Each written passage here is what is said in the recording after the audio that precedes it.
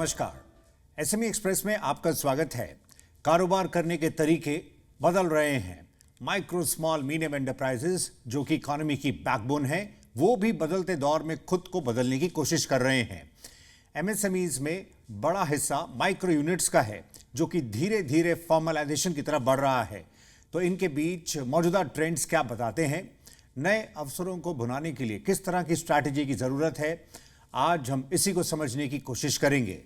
हमें आज के सेशन में ज्वाइन कर रहे हैं शंकर चक्रवर्ती, चेयरमैन ESGrisk.ai, ग्रुप CEO एक्यूरे, और साथ ही मौजूद हैं doctor Alok Mishra, CEO and director micro finance institutions network MFIN। आप दोनों का शुक्रिया, थैंक यू। शुरुआत आइए करते हैं शंकर जी के साथ। शंकर जी, MSMEs का काफी अहम रोल है सोशो इकोनॉमिक और जॉब क्रिएशन के फ्रंट पर। ये बिजनेसेस बैकवर्ड और रूरल एरियाज में डेवलपमेंट को भी सपोर्ट करते हैं। आप MSMEs के लिए मोदी 3.0 से कैसे कदमों की उम्मीद कर रहे हैं? Thank you so much for having me here. You are absolutely right. SMEs हमारे इकोनॉमी के एक अहम हिस्सा है और SME सेगमेंट को बढ़ावा देना कोई भी गवर्नमेंट के लिए बहुत जरूरी है।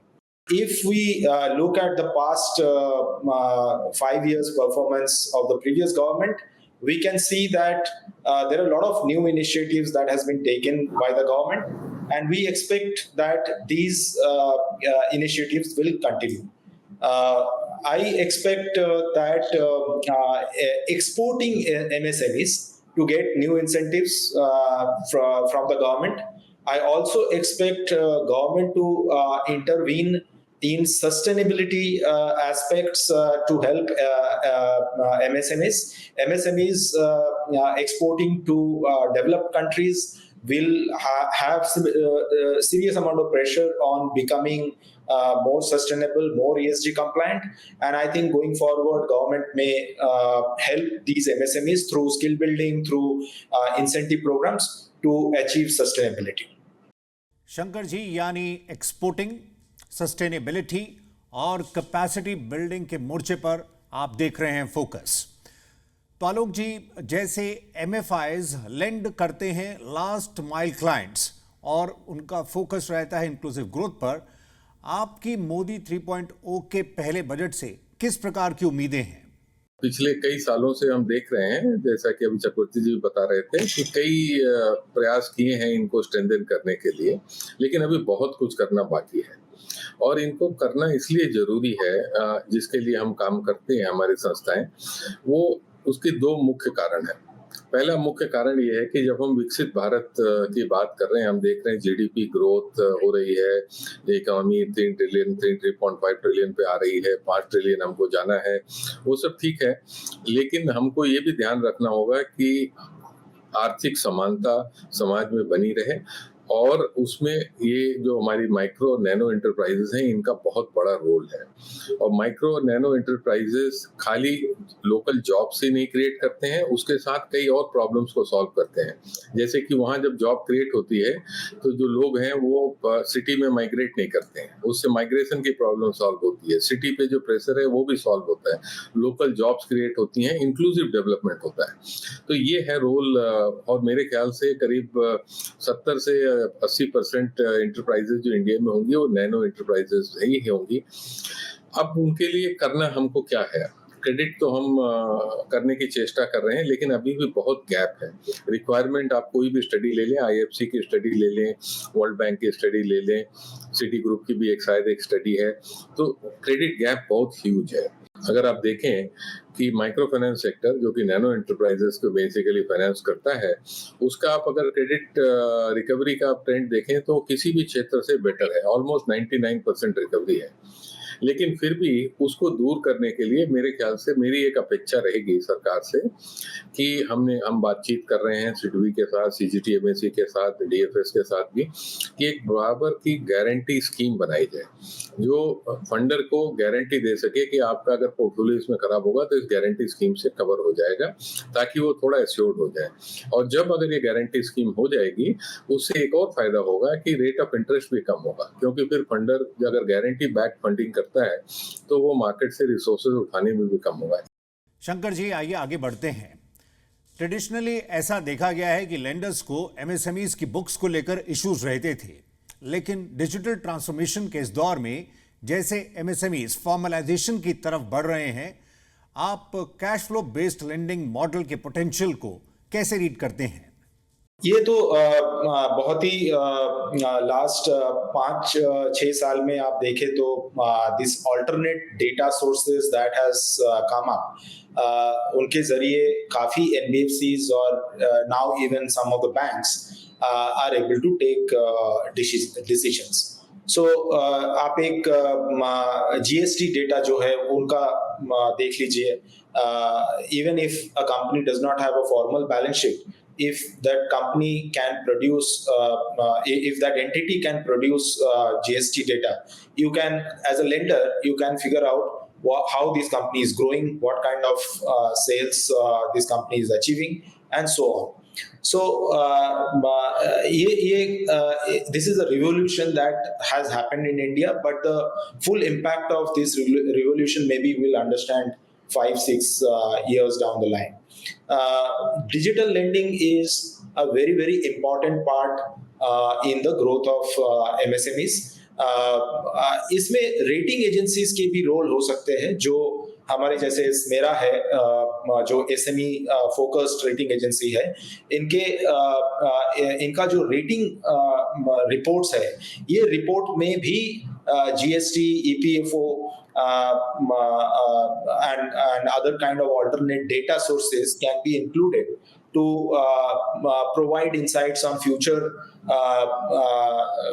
debt repayment ability. Shankar ji, formal finance को लेकर लिमिटेड एक्सेस उद्यमियों को अपनी क्षमताओं को अनलॉक करने में रोकता है। ऐसे में प्री बजट मीटिंग में इंडस्ट्री ने एमएसएमई फंडिंग को कंप्लीटली डिजिटल करने की बात रखी है। आप बैंक ब्रांच की तुलना में डिजिटल लेंडिंग को किस तरह देखते हैं?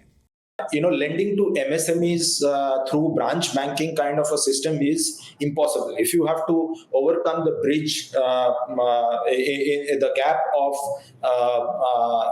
credit availability to MSMEs, it is practically impossible to depend solely on branch banking. Branch banking, at a retail level, it's important. People will come to the branch, but MSMEs need to get funds sitting at their offices, and cost of lending to MSMEs can be drastically brought down by use of digital tools. So this is there is no reason why this cannot happen. You have fantastic KYC tools, you have DigiLocker, you have Aadhaar, you have Udyam Aadhaar numbers, you have GST data.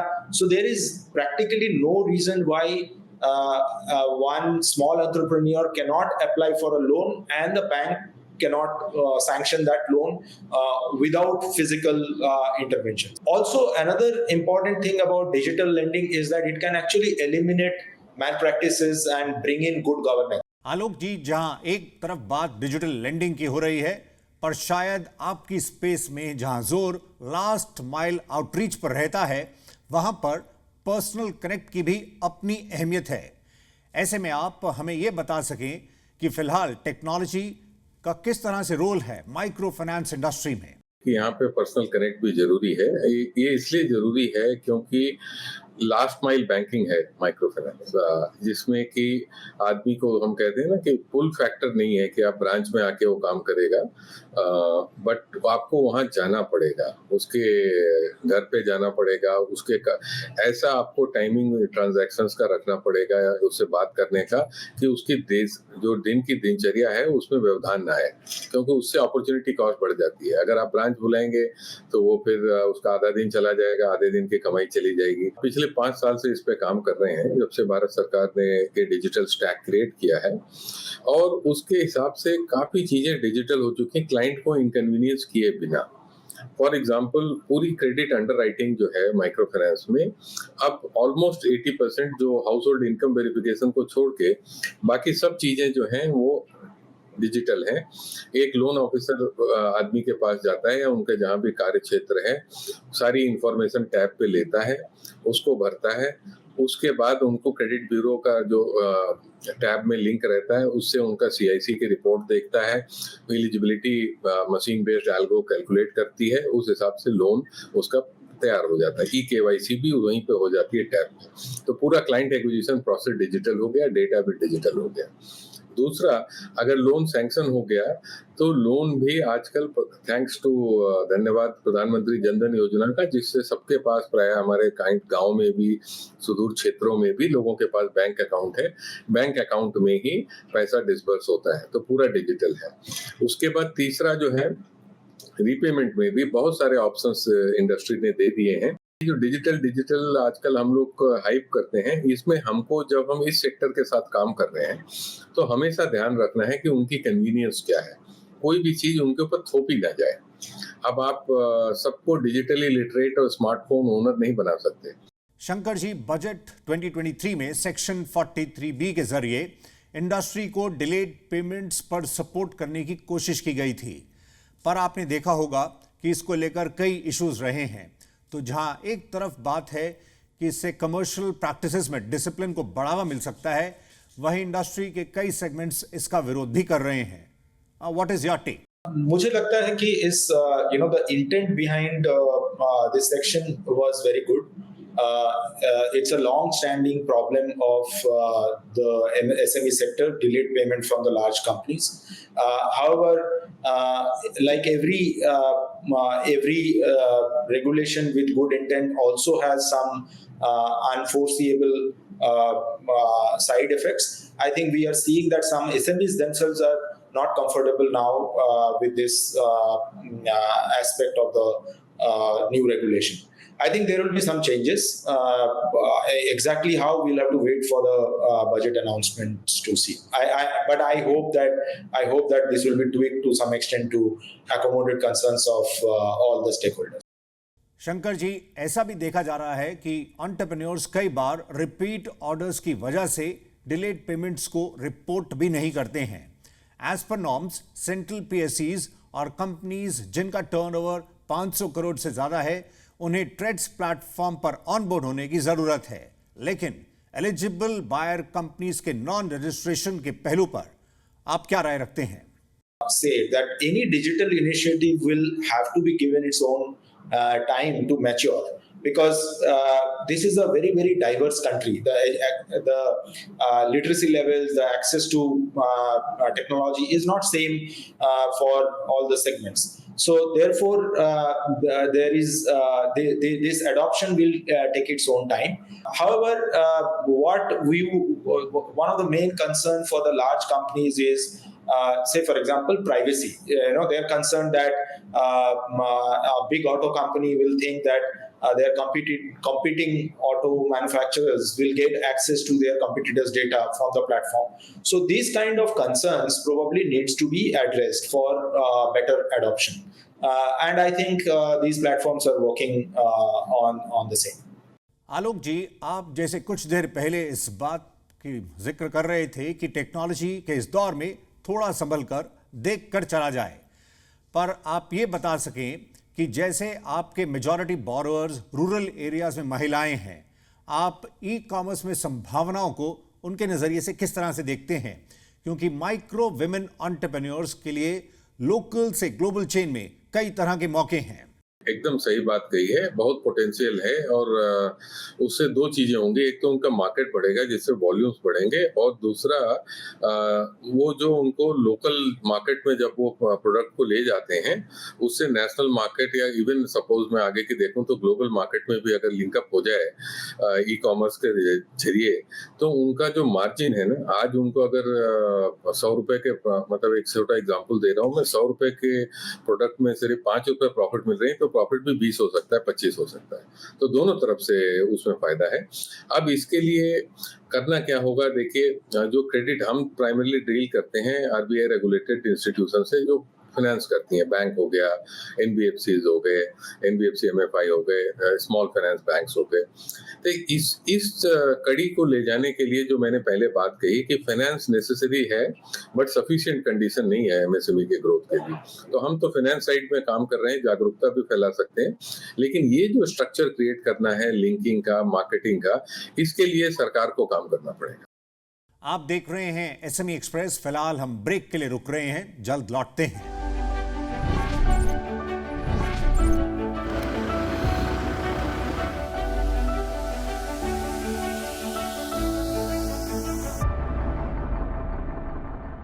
आप देख रहे हैं SME express. हमारे साथ मौजूद हैं शंकर चक्रवर्ती और doctor आलोक मिश्रा। आइए आगे बढ़ते हैं। शंकर जी, ईएसजी की अहमियत इस दौर में काफी बढ़ गई है। ऐसे में आप लार्ज कंपनीज के जिस तरह के ट्रेंड हैं उसे कैसे एनालाइज कर रहे हैं, और एसएमईज के लिए एक्सपोर्ट बाजारों में अवसरों को बनाने के लिए आप इसको किस तरह से देखते हैं? इसको अडॉप्ट करना कितना जरूरी होगा? देखिए, जो ESG जो कॉन्सेप्ट है, ये अभी तक इंडिया में जो बड़े कंपनी भी है वो भी ज्यादातर अडॉप्ट नहीं किए हैं। वो डिस्क्लोजर वगैरह कर रहा है लास्ट 2-3 साल से, लेकिन उनके जो स्ट्रेटेजी है उसमें ESG अभी भी इतने स्ट्रांगली इंटीग्रेटेड नहीं हुए हैं। तो हम ये एक्सपेक्ट नहीं कर सकते जो कॉन्सेप्ट बड़ी कंपनियों के लिए भी अभी एक एनिग्मा बन के रही गई है, वैसे कॉन्सेप्ट को एसएमईज अभी इमीडिएटली अडॉप्ट करेंगे। ये अडॉप्शन के लिए समय देना पड़ेगा और कैपेसिटी बिल्डिंग और एजुकेशन करना पड़ेगा। इनके लिए ESG और सस्टेनेबिलिटी प्रिंसिपल्स को अडॉप्ट करना बहुत जरूरी है। दूसरी बात यह है कि जब इंडियन एक्सपोर्टर्स उनके प्रोडक्ट्स किसी बड़े फॉरेन कंपनी को बेचते हैं, उनका एक रिस्पॉन्सिबिलिटी होता है that they source all the products from sustainable companies in turn. So their buyers or their regulators want to ensure that these large companies in Europe and US and Japan, they are not producing the goods, sourcing raw materials from Indian companies who are not ESG compliant. Therefore, they will want these certifications in turn to ensure that Indian SMEs who are selling to them are working on these aspects. So, इस चीज को देखते हुए going forward, Indian SMEs will have to adopt the best practices. But for smaller companies, the adoption will have to be self motivated. It cannot be a new regulation that will force all these things onto them. As Dr. Alok has mentioned some time back, that we have to be very careful in imposing some new regulation or some new compliance requirements on the SMEs, because that can face a lot of that can create a lot of problems. So but in their own interest, they will have to adopt these principles. But India is going to face a lot of groundwater crisis. Even the climate change is directly going to impact supply of water for across the board. So what will these companies have to do is become more conservative in terms of use of water. So these kind of application you will see everywhere. The other thing that sustainability principles will have, the other impact it will have on the companies is that they are ultimately good ESG practices means that the companies will become more efficient and their cost of production of goods will become lower as they consume less electricity, as they consume less water for producing the same amount of goods. So the adoption will start from slightly larger SMEs and medium-sized companies, and slowly it will percolate down to smaller companies. आइए final comments की तरफ बढ़ते हैं। आलोक जी, आप हमें उद्यम assist platform पर चलते हुए राय दे सकें।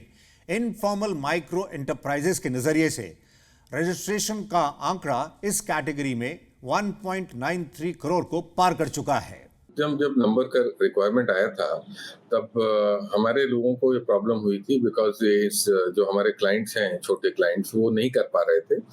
तो हमने ये इशू रेज किया था गवर्नमेंट से सिडबी के साथ, और सिडबी के चेयरमैन के और उनकी टीम ने बहुत सपोर्ट किया और वर्कआउट करके ये सोल्यूशन निकाला है, और अब रजिस्ट्रेशन बढ़ रहे हैं। इसकी जो महत्वता है वो बहुत जरूरी है, क्योंकि आरबीआई के जो निर्देश हैं कि अगर आपको एमएसएमई को लेंड करना है और अगर वो काउंट होना है प्रायोरिटी सेक्टर लेंडिंग में, तो उसका रजिस्ट्रेशन जरूरी है। वो उसकी डेट अभी बढ़ी हुई है, लेकिन वो किसी दिन आएगा। तो फिर आप अगर किसी नॉन उद्यम रजिस्टर्ड एमएसएमई को फाइनेंस करके एमएसएमई का बेनिफिट नहीं ले पाएंगे। एक दूसरी जो मुझे सबसे अधिक बात दिखती है कि जब ये डेटाबेस नेशनल लेवल पे ऑलमोस्ट रेडी हो जाएगा, अभी भी मेरे ख्याल से काफी बहुत करोड़ों में डेटा हो गया है, जब वो हो जाएगा तो ये मदद करेगा पॉलिसी मेकर्स को सुटेबल पॉलिसी करने के लिए। अभी हमारे पास ये बहुत अच्छा डेटा नहीं है कि कितने लोग चमड़े का व्यापार कर रहे हैं, कितने लोग जूते बनाने का काम कर रहे हैं, कितने लोग बैट बनाने, क्रिकेट के बैट बनाने का काम कर रहे हैं, कौन कहाँ पे है। ये सब एनालिटिक्स के थ्रू ये सब डेटाबेस में जब क्रिएट हो जाएगा, तो जो मैं इन जिन चीजों की सपोर्ट की, मार्केट इंफ्रास्ट्रक्चर, कैपेसिटी बिल्डिंग की हम बात कर रहे हैं ना, उसकी पॉलिसीज बनाने में बहुत मदद होगी, क्योंकि वो डेटा बेस्ड होगी। ये उसका बहुत बड़ा महत्वपूर्ण योगदान होगा। शंकर जी, अगर हम देखें इंडिया में अप्रॉक्सीमेटली 6.3 करोड़ एमएसएमईज हैं। इनकी ज़्यादातर डिपेंडेंस डेट पर रहती है। लिस्टिंग के जहां एक तरफ कई एडवांटेजेस हैं, पर प्रमोटर्स की जहां तक बात है, उनके जहन में इसको लेकर कई तरह की हेजिटेशन रहती है और कंप्लायंसेस को लेकर कई इश्यूज। आखिर एमएसएमईज में इक्विटी कल्चर को कैसे बूस्ट किया जा सकता है, आपकी राय? आई थिंक एक तो इनिशिएटिव ये कंटिन्यूअसली लेने पड़ेंगे कि कॉम्प्लायंस रिक्वायरमेंट इतनी ज्यादा नहीं है। In fact compare to the main board, SME board का जो कॉम्प्लायंस रिक्वायरमेंट है वो काफी कम है, और जिनको फंडिंग की जरूरत है उनके लिए कॉम्प्लायंस बिल्कुल प्रॉब्लमेटिक नहीं है। The problem that we see here is that because of the global uncertainties, because of high cost of debt, a lot of companies are conservative in their future plans. So naturally, when these uncertainties will go, companies will make more aggressive business plans, and equity will be a very, very important part of that. तो SME express में अभी के लिए इतना ही। हमें join करने के लिए शंकर चक्रवर्ती, चेयरमैन ESGrisk.ai, ग्रुप CEO एक्यूरे, और doctor Alok Mishra, CEO and director micro finance institution network MFIN, आप दोनों का शुक्रिया, थैंक यू। अगले सेशन में मुलाकात होगी एक नई थीम के साथ। फिलहाल नमस्कार।